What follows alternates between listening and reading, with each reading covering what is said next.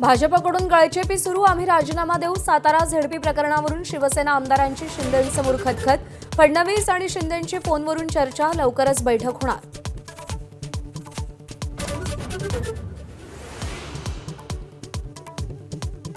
Satara police अधीक्षकांचं निलंबन करा, उपसभापती नीलम गोऱ्हेंचे आदेश.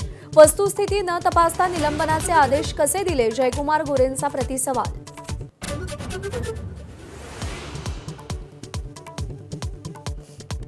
साताऱ्यात पोलिसांनी केलेल्या मारहाण प्रकरणात निवृत्त न्यायाधीशांमार्फत चौकशी करण्याची शंभूराज देसाईंची मागणी.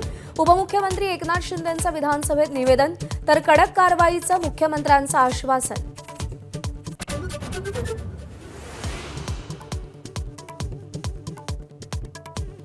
मंत्री मार खातायत, हिम्मत असेल तर सत्तेतून लाथ मारून बाहेर पडा. सातारा प्रकरणावरून अनिल परबांचे विधान परिषदेत शिवसेनेला टोमणे, तर युतीत काही कटू अनुभव येतात पण आम्ही हतबल नाही, शंभूराज देसाईंचं उत्तर.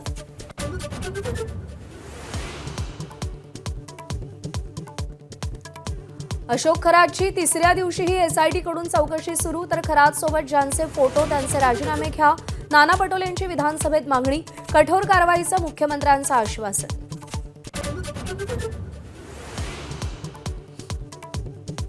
अशोक खरात प्रकरणाचा मुख्यमंत्र्यांना सुगावा का लागला नाही, राज ठाकरेंचा फडणवीसांना सवाल.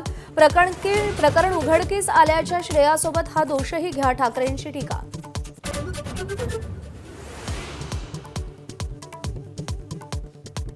देशाला इंधन टंचाईचा सामना करावा लागू नये यासाठी 27 ऐवजी 41 देशांकडून इंधनाची आयात सुरू.